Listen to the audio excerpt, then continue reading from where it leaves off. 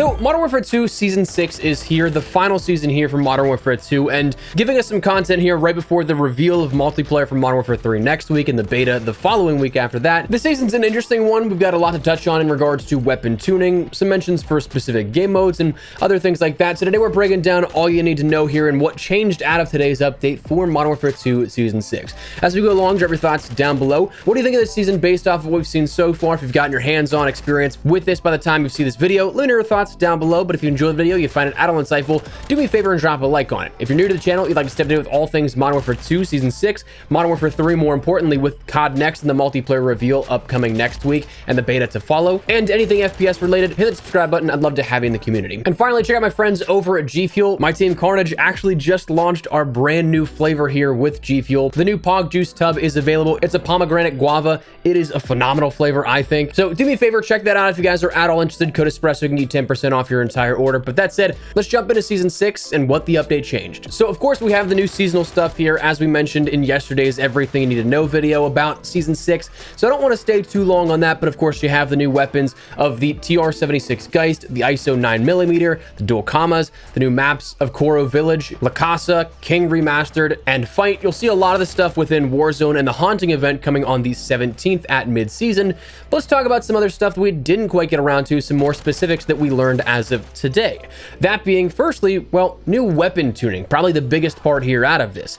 This, starting with Modern Warfare 2 and then making our way into Warzone, Modern Warfare 2 surprisingly had a decent amount of weapon balancing specific to Modern Warfare 2. So for this, we saw the SMGs of the Lockman Shroud and the Mini-Bach adjusted. The Lockman Shroud saw a reduction in the upper torso damage and mid to far damage distance, while also seeing a minor increase to close to mid distance damage. The Mini-Bach saw an increase to close distance damage and an increase to the damage range. The assault rifles of the Kastov 7.62 and FR Avancer were both on the chopping block as well, where the 7.62 saw a reduction in close distance damage, close damage range, and an increase to the mid damage range. The FR Avancer simply saw an increase to the damage range overall. The battle rifles of the Cronin Squall, Lockman 7.62, SO14, and TAC-V all saw increases to the damage range as a whole, not one specific damage range value, but the damage range at large. The shotguns, we saw the Bryson 800 had a reduction in its far damage range, the Expedite 12 had an increase to the mid damage range, and the MX Guardian saw a reduction to the close damage range.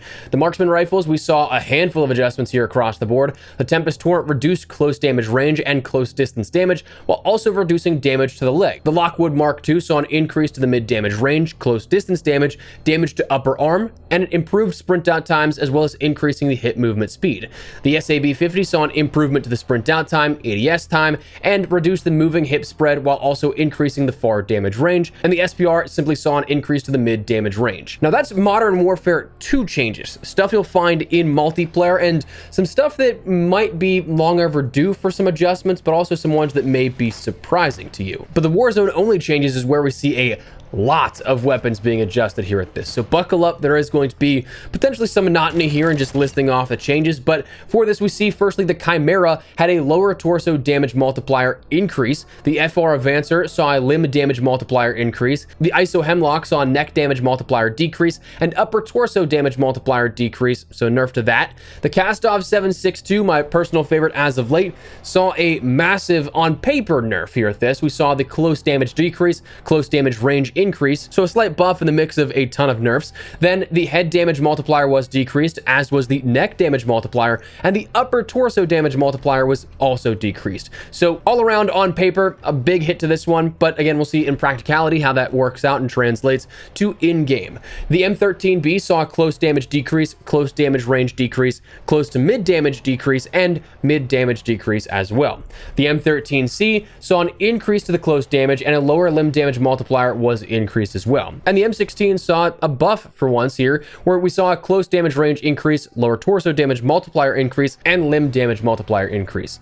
Now the battle rifles, we saw a host of changes here. The Cronin Squall had a mid damage range decrease, so a slight nerf to this already. It was kind of already not dead, but not as good as it nearly was. The FTAC Recon saw an increase to the neck damage multiplier, torso damage multiplier, and limb damage multipliers. The Lockman 7.62 saw an increase to the close damage range, neck damage multiplier, torso damage multiplier, multiplier and limb damage multiplier. This, a lot of people were kitting this out for almost like a pocket SMG with a 762 damage profile as of recently, so that actually may even give more weight to that meta in the future here, so keep an eye out for that one. The SO14, we saw increases to the close damage range, close to mid damage range, and an increase to the far damage. And the TAC V saw an increase to the close damage range, and close to mid damage ranges as well. So curious to see if that one will come back into the fold in terms of an air quote meta weapon that dominated for some time for a season, I want to say in like season 3, but to see it now come back and increased in terms of effectiveness is pretty nice on paper. Fun gun to use, take some control of that weapon bounce whenever firing, but if you can manage, it might be good again. The Basilisk, we saw increases to the close mid damage, the mid damage, mid to far damage, and far damage. The FTAC Siege, we saw decreases to the head damage multiplier and the lower torso damage multiplier. The GS Magna saw decreases and increases, but mostly decreases, to the close damage range, upper torso damage multiplier, and limb damage multiplier, while the close to mid damage was increased. The P890 saw increases to the mid damage, far damage, lower torso damage, and limb multipliers. The X12 saw increases to close mid damage, neck damage, torso damage multipliers, and lower limb damage multipliers.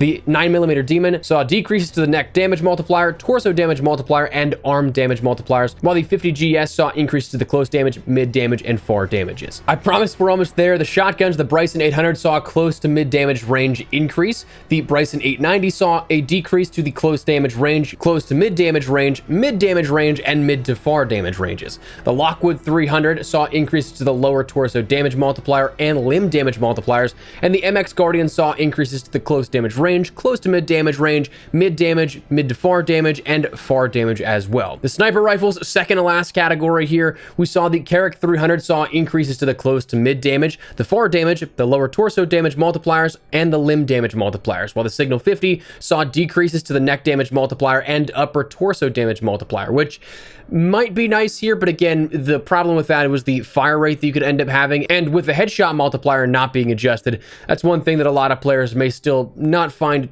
too much difference in. But anyways, the SPX 80 saw increases to the close damage range, close to mid damage range, and the upper torso damage multipliers. The submachine guns rounding us out here at this, we end up seeing the Bass P with increases to the neck damage multiplier, torso damage multiplier, and limb damage multipliers. The Fennec 45 saw increases and decreases, with increases being close damage increases, close to mid damage increases, and the head damage multiplier increase, while the neck damage multiplier was decreased along with the upper torso damage multiplier. The Lockman Shroud saw a semi-auto damage decrease, while also seeing, though, increases to the burst fire, head damage multiplier, neck damage multiplier, and upper torso damage multiplier. The Mini Bach was increased in the mid damage only, and the MX9 saw increases to the neck damage multiplier, torso damage multiplier, and limb damage multipliers. So a lot of weapon tuning here at this, and on paper there's some stuff that is definitely notable, but we'll see how it all affects the meta here in the coming days. But anyways, that's the weapon tuning. We saw a handful of different bug fixes that a lot of the stuff, it might be things that you don't quite notice too much. And again, beyond the seasonal content here that we can talk about and see right up front with like the battle pass, weapons, maps, and all that kind of stuff, beyond that we also see some additional gameplay changes. For Warzone, Al Mazrah's Champion Quest reward was changed out now for the Flow Through blueprint, now seemingly no longer offering that radioactivity camo. I would love for that to stay around, but it seems like that may have been swapped out, which means that I love it. I missed out on it. Tried for days to end up getting the Champions Quest done on Al Mazrah and choked every single time. Fold under pressure here apparently, but anyways, we see the Signals Intelligence contract being re-enabled. The supply box loot behavior, we saw improvements to the behavior and visibility of additional loot that drops on the ground via supply boxes, which on paper sounds really good. The buy station limited row, the PR day has been replaced with the medic plate carrier for 4,000, which is actually pretty cool and very useful, I think, and especially in ranked, that'll be a very big benefit here to see in place of a PRD. The reinforcement flare price has been increased to 7,000 now, up from 5,000, which is, again, on paper, not a lot in terms of cash, but that will seriously put a big damper on how many flares there are used, which may be good or bad. I've come into contact where my squad was quite literally out of 4 of us holding 8 flares, so sometimes they are pretty easy to come by, but also I mean, it's that fine line if you probably saw too many in some game and not enough in others. But anyways, that's about it for Modern Warfare 2 multiplayer and Warzone at the moment. Again, Warzone being kind of by the wayside for this update. We're going to see a lot more introduced on October 17th and the Haunting update at mid-season. But beyond that, we also saw that DMZ saw some changes, and I say that very loosely, some changes. The only key things that I think really come out of this update are the players can actually use their own dog tags to barter in DMZ now. So that Serpentine camo, the big one that everybody really was going for as that major grind, that required a Damascus dog tag, something that required 10 exfil streaks.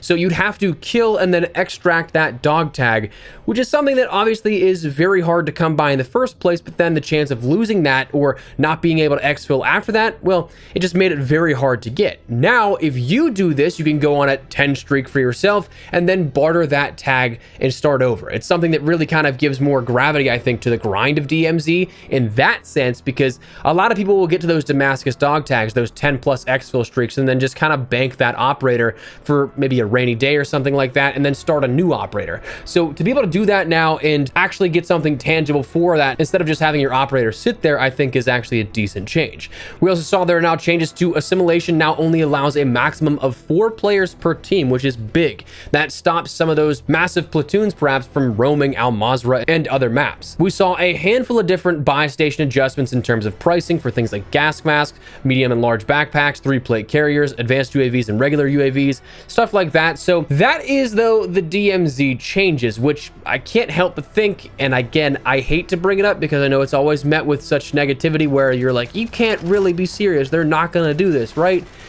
But I mean, with that as a seasonal update, that limited amount of DMZ changes, I mean, to me, that is an absolute clear sign that they are phasing DMZ out and stopping support here relatively soon.